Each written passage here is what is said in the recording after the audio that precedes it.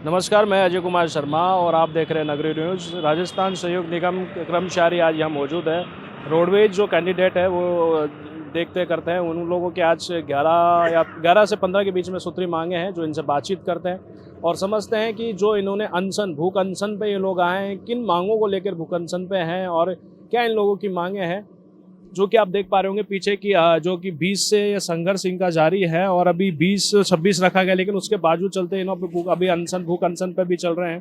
तो उसी के चलते इनकी मांगे हैं, उन सभी मांगों के बारे में जानते हैं। जी, जिस संदर्भ में आज आप बैठे हैं, भूख हड़ताल कर रहे हैं, क्या मामला है? हमारे एक तो राजस्थान रोडवेज में कर्मचारियों की लगातार कमी होती जा रही है। तो एक कर्मचारी कम होता है तो दूसरे कर्मचारियों पे कार्य का भार बढ़ता है।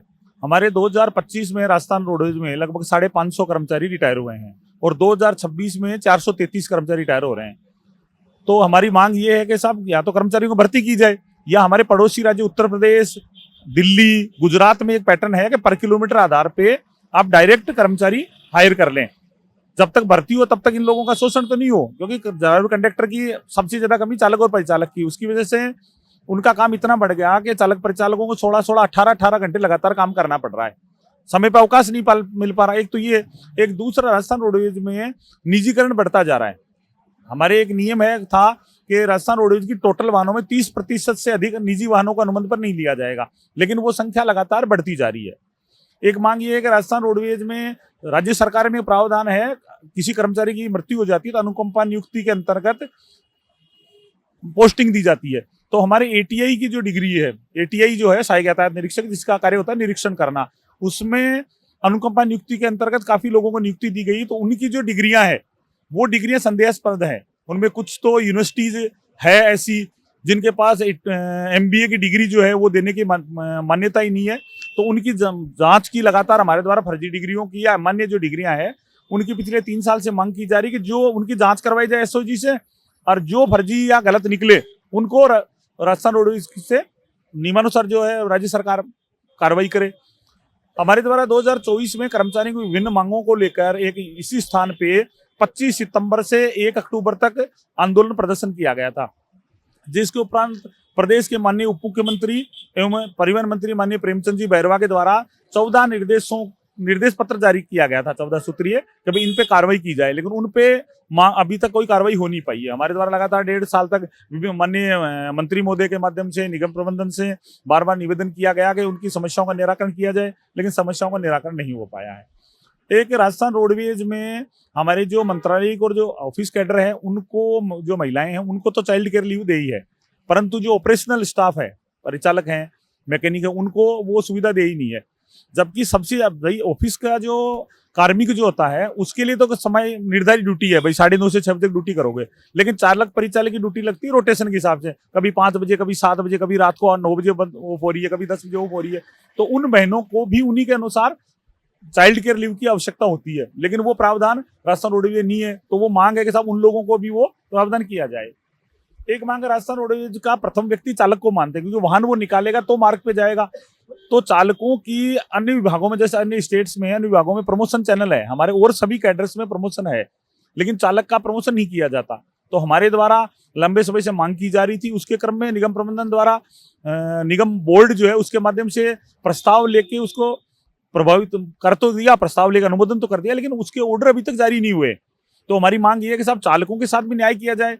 हालांकि उस पर आर्थिक बर्डन नहीं आएगा रोडवेज पे, लेकिन एक अपन मानते हैं कि व्यक्ति चालक के पद पे रोडवेज में आया और 60 साल की जब वापस रिटायर होके घर पे जा रहा, तो कम से कम एक सम्मानजनक स्थिति में तो अपने घर लौटे। एक ये मांग है हमारी।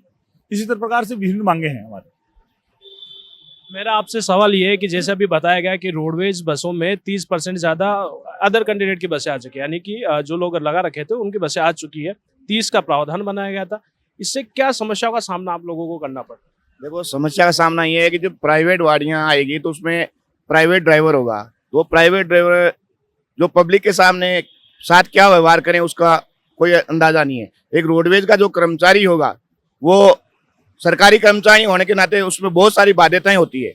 वो पैसेंजर के साथ में उसी प्रकार का व्यवहार करेगा, उसको भय होता है कि मैं गलत बोलूंगा तो कल को मैं सस्पेंड हो जाऊंगा।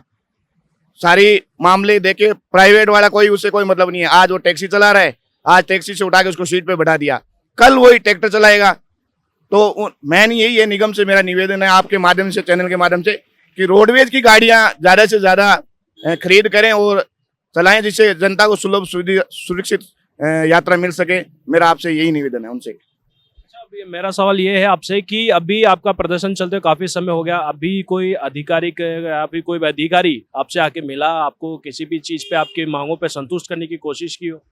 देखिए, अभी तक तो हमारे पास कोई डेलीगेशन के लिए कोई निमंत्रण आया नहीं है वार्ता के लिए। बहुत ही जल्द हमें आशा है कि समाधान होगा हमारा। अगर नहीं होता है तो भारतीय मजदूर संघ जो भी आगे की रणनीति अपनाता है वो बैठक में तय होगा, वही कार्रवाई की। रोडवेज में महिलाओं को क्या क्या असुविधाएं हो रही है, जो कर्मचारी हैं वो सब? राजस्थान रोडवेज में महिलाएं हैं, उनको सुबह से लेकर शाम तक ड्यूटी हो रही है। वो रेगुलर ड्यूटी कर रही है, 2-3 महीने तक रेगुलर ड्यूटी कर रही है, और ना उनको कोई अवकाश मिल रहा है, साप्ताहिक विश्राम भी नहीं मिल रहा है। क्योंकि बोलते हैं कि भाई अभी संख्या नहीं है, कार्यकर्ता परिचालक की कमी है, तो महिलाओं को ज़्यादा करनी पड़ रही है। तो अब उनको महिलाओं को समस्या ये है कि उनके घर परिवार है, बच्चे हैं, तो कम से कम उनको एक वीकली रेस्ट समय पे छुट्टी मिले। और जो हमने एक महिलाओं ने मांग रखी है CCL की, चाइल्ड केयर लीव की, तो ताकि हमें सबकी तरह हमें भी ये चाइल्ड केयर लीव मिले, तो हम अपने बच्चों का पालन पोषण सही ढंग से कर सकें और साथ साथ नौकरी भी कर सकते हैं। आपकी जो मांगे हैं वो 15 मांगे आपकी रखी गई, तो क्या क्या मुख्यतः उनमें मांगे हैं और किस तरह के मांगों को आप किस तरह देखते हैं? देखिए, रोडवेज कर्मचारियों के साथ जो ड्राइवर कंडक्टर के साथ जो शोषण हो रहा है, 18-18, 20-20 घंटे काम लेने के पश्चात 3-3 महीने तक उनको साप्ताहिक विश्राम नहीं देना, ओवर टाइम का भुगतान नहीं करना, जो कर्मचारी की कमी के चलते जो बर्डन दबाव ड्राइवर कंडक्टरों पे पड़ रहा है, नई सरकार उस भर्ती कर रही है, फिर अनुबंधित वाहनों का बढ़ावा दिया जा रहा है। उसके अलावा कुछ मामले ऐसे हैं, करप्शंस के मामले। एक तरफ राजस्थान सरकार कह रही है कि हम भ्रष्टाचार के जीरो टॉलरेंस पे काम कर रहे हैं, दूसरी तरफ कांग्रेस शासन के समय 398 अनुबंधित बसें ली गई थी, उनमें जो रेट अलग अलग रेट पे पहले 6 रुपये 71 पैसे और 7 रुपये 11 पैसे थी, उसको बढ़ा करके जो 398 बसों में 10 रुपये 30 पैसे, 11 रुपये 38 पैसे, 13 रुपये 14 रुपये तक की वो बसें, 28 पैसे तक की वो बसें ली गई। वो जो रेट डे डिफरेंस था उसमें लगभग रोडवेज को 200 करोड़ का चूना लगा। तो हमने वो जो दरें बढ़ाई गई 2.5 साल से, उनमें जो करप्शन हुआ, भ्रष्टाचार, उसकी जांच की हम मांग कर रहे हैं, उस पर जांच नहीं हो रही है। फिर फर्जी डिग्रियों वाला मामला, फर्जी डिग्रियों वाले मामले में अनुकंपा नियुक्ति में कुछ सीधे 60 से 70 सहायक यातायात निरीक्षक, उनके फादर एक्सपायर हो गए, अनुकंपा नियुक्ति दी गई आश्रित कोटे में।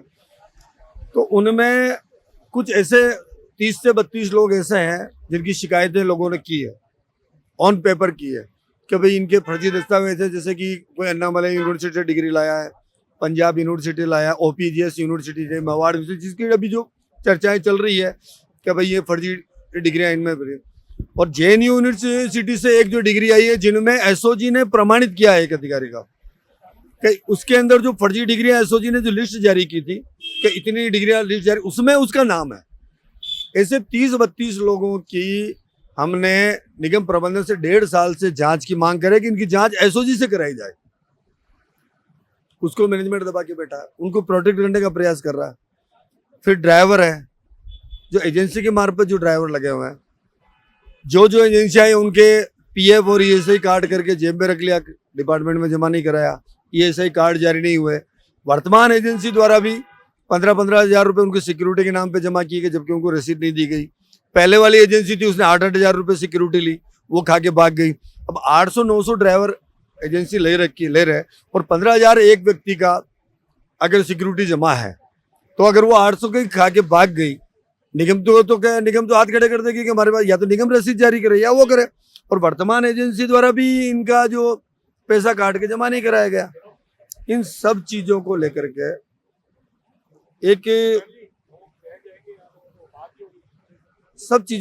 के एक हम मांग कर रहे हैं सरकार से, राज्य सरकार से, कि भी इन सब का समाधान हो।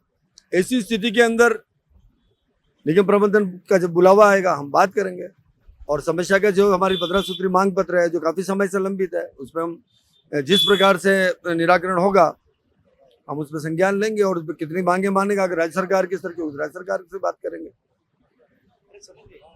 आप 20 तारीख से आप प्रदर्शन पे बैठे हुए हैं और प्रदर्शन पे बैठे हुए काफी समय हो गया, आगे का क्या रहेगा? अगर आपकी सरकार नहीं सुनती तो आगे का क्या रहेगा? देखिए हमारी वार्ताएं चल रही, एक मिनट, वार्ताएं चल रही है हमारी ऊपर लेवल पे वार्ता चल रही है। जो समस्या हम आगे अपडेट बता देंगे आपको। कर्मचारी परिवहन निगम के ये कैंडिडेट हैं, यानी कि कर्मचारी है, और इन लोगों की 15 सूत्री मांगे हैं, उन लोगों को लेकर ये प्रदर्शन कर रहे थे, अनशन पे बैठे हुए थे। फिलहाल कोई भी कैंडिडेट आधिकारिक लोग इनसे नहीं मिले हैं, और इनकी मांगे हैं, जो इसमें मुख्य मांगे हैं कि एक फर्जी डिग्रियों का जो मामला आया था, जो 1.5 साल से कोशिश कर रहे हैं, उन पर संज्ञान नहीं लिया गया। इनकी जो बसें हैं वो 30% अनुकंपा पे लगी हुई थी, उसको लेके इनकी शिकायत है। ऐसा करके 15 शिकायत है, ये जो 15 जो इनकी मांगे हैं वो इन्होंने रखी है। अगर देखना ये है कि आने वाले समय में क्या उस 15 मांगों को सबको स्वीकार करते हुए इनको राहत दी जाती है, या फिर इनका संघर्ष जो बना हुआ है वो लगातार जारी रहेगा। ऐसे ही न्यूज के लिए बने रहे नगर न्यूज पे। नमस्कार।